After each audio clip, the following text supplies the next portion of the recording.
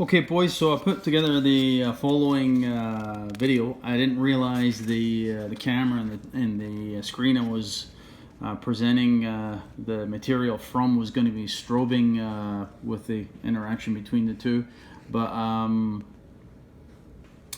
try and tolerate the strobing. It's bad, it's brutal. In fact, when I'm talking, when I have the picoscope up in the background. However, it's not too bad when I have the hand tech up. Fortunately, the hand tech is up for the bulk of the discussion. Let's see if we can make some sense of the distinction between duty cycle and pulse width, because there is a distinction. People generally use the terms interchangeably, myself included. A simple way of looking at things initially is, generally speaking, a duty cycle is only utilized in applications where the frequency, the operating frequency of whatever it is you're dealing with, is fixed.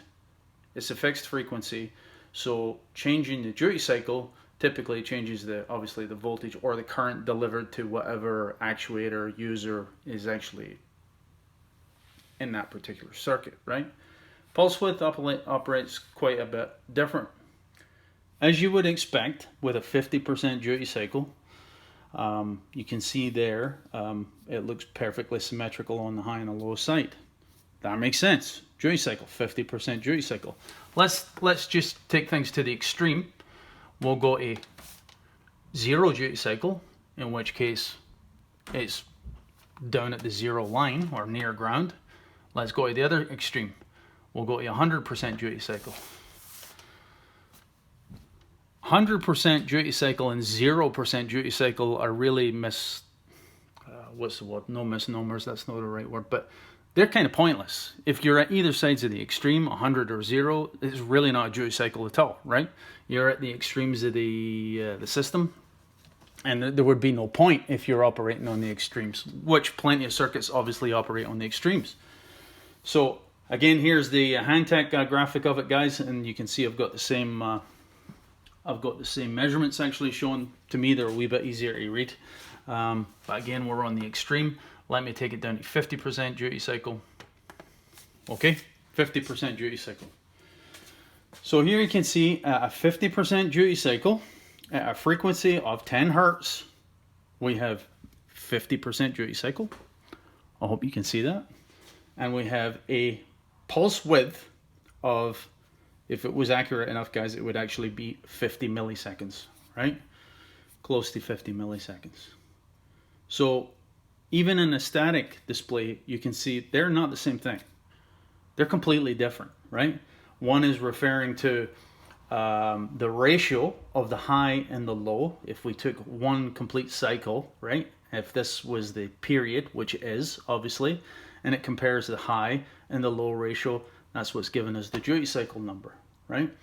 The pulse width is strictly a function of time. How wide is this pulse in reality?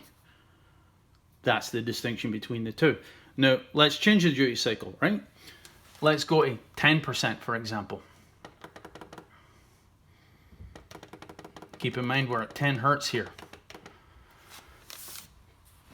So 10% duty cycle, clearly you can see on positive, from a positive duty cycle disposition, clearly you can see the pulse has narrowed significantly. And we now have 90% low duty cycle, if you prefer.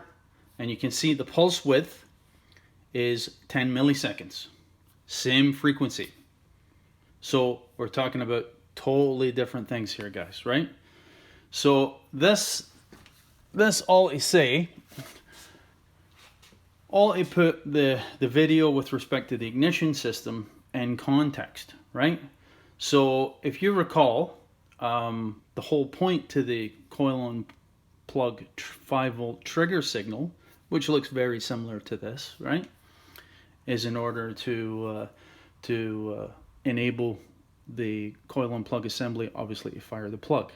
It goes through a charging of the primary through this period here, which is the dwell, and on the trailing edge, as it drops back down to 0, fires the plug. Function of the igniter inside the coil and plug assembly. Let's consider the pulse width here. Okay, now keep in mind I showed you guys over the rev range last night that the pulse range stayed approximately 2.5 milliseconds regardless of the rev range, right? The dwell was about 2.5 milliseconds regardless of what RPM I was operating the engine at, right? So what I'm going to do is, let's keep this pulse width in mind. Okay, we have a pulse width of 10 milliseconds. Now keep in mind, I can't directly change the pulse width here. So I'm going to have to alter the duty cycle in order to get the same pulse width up here. So let's have this as our starting reference point. We have 10 hertz, 10 milliseconds, and 10 on the duty cycle. That's why this number, everything is 10 across the board, easy to remember, right?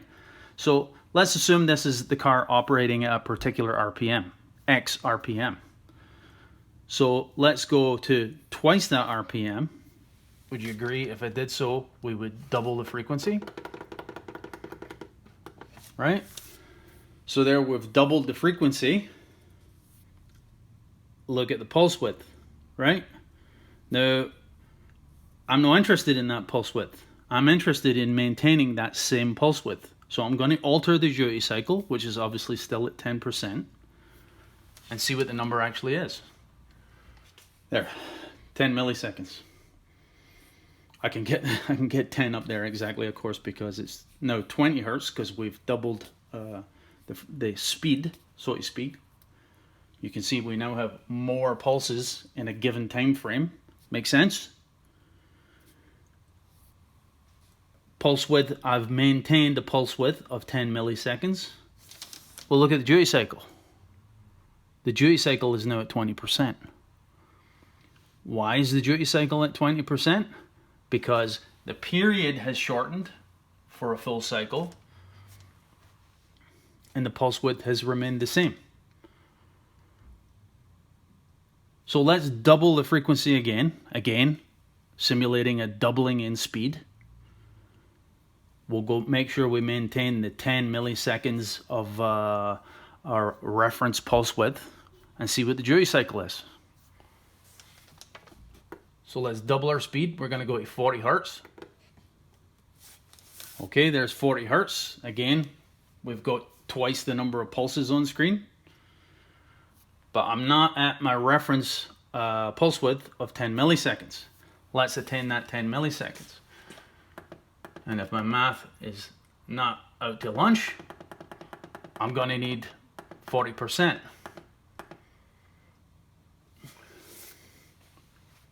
There it is. Pulse width and duty cycle are inextricably linked, no doubt about it, but they are not the same thing. You can see here with the doubling in speed, we have our same pulse width. Now our duty cycle is gone from our initial 10%, jumped to 20%, to now 40%. That's the difference between duty cycle and pulse width. That's why, if you recall, on my Vantage, on the Modus, in the upper left-hand corner here, I was pointing that out. I said, in text, I wrote across when I was changing the RPM, keep an eye on that voltage, because that voltage is 5% times the duty cycle, basically.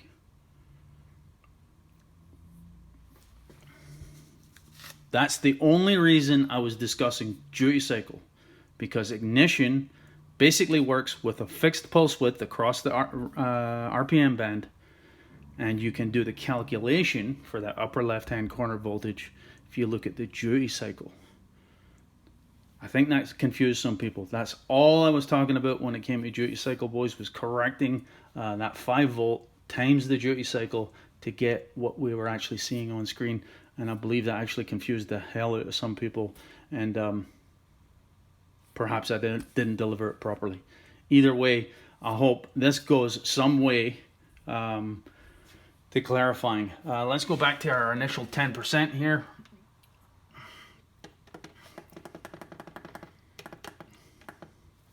There's 10%, 40 hertz. Of course, the width of the pulse is tiny, right? So there you can see duty cycle and pulse width are clearly inextricably linked.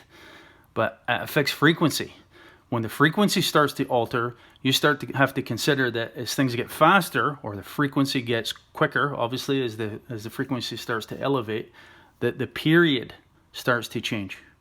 So duty cycle and pulse width are two completely different things. And again, I'm no expert on this matter. Fortunately, I had my pal Denny to clear a few things up for me when I had a few misconceptions, and he was able to clarify it as well. But I hope this actually goes some way to actually clarifying the situation for some of you guys if there was any misinterpretation of the situation. So there's 10 hertz, 10%. Again, if we had 50%, as you would expect,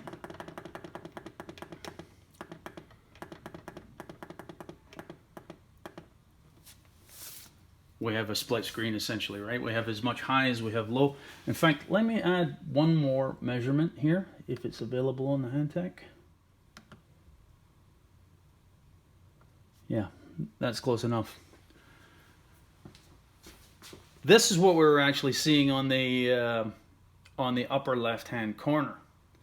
Of course, your meter, again, your DMM, this is what touched off the whole discussion, of course, right? Can you check the trigger with just a basic DMM?